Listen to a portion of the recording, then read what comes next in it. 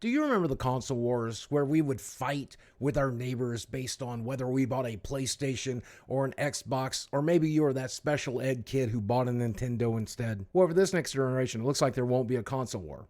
The same way there's no such thing as playing outside unsupervised. We're seeing a major announcement from Xbox next week, and I'll explain what this is about. But he says, "We are listening and we hear you. We've been planning a business update event for the next week, where we look forward to sharing more details with you about our vision for the future of Xbox." Now, what Phil is probably responding to here is the fact that it leaked that Microsoft is considering launching Indiana Jones on PlayStation 5 at the same time they launch it on Xbox and probably PC as well. A lot of people believe that if the new Indiana Jones game comes out on the PlayStation at the same time as the Xbox, then it basically makes the Xbox obsolete. And there's definitely some truth to that.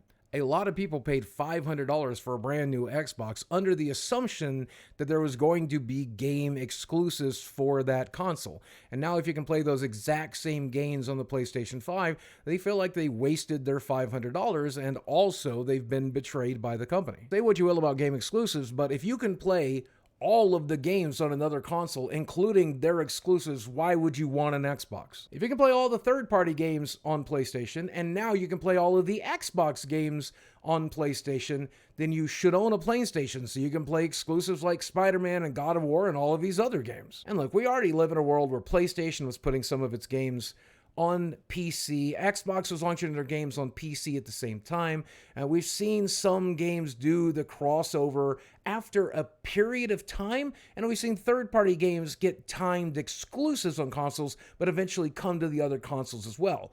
But this is different. Microsoft is right that eventually in the future, there will be no such thing as a console exclusive.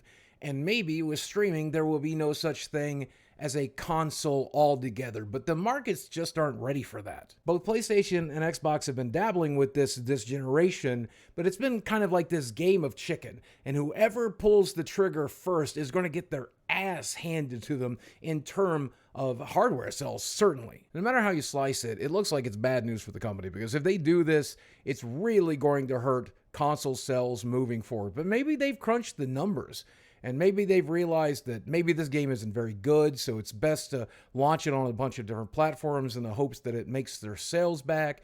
Or maybe they've just given up on trying to push out consoles out the door, and they realize there's nothing they can do to get those numbers up. I mean, the PlayStation has been outselling the Xbox 3-1.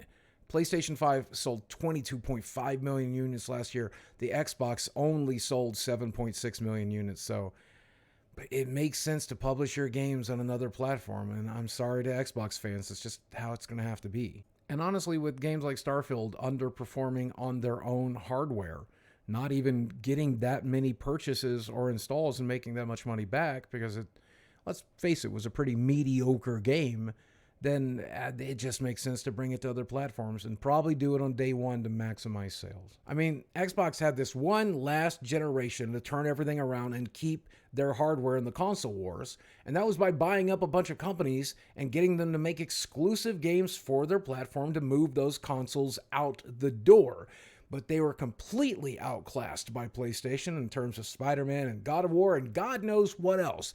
Just there was no competing. I mean, even the Nintendo Switch, which is a very old, underpowered system, sold twice as many consoles as the Xbox did.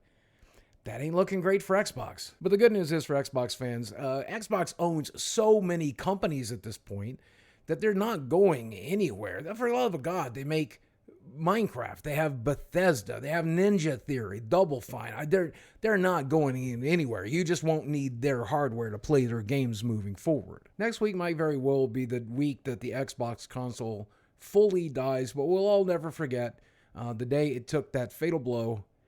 God, what an E3 that turned out to be, and it's just never been able to recover, nor probably should it. And if you're still a fan of Xbox hardware, good news.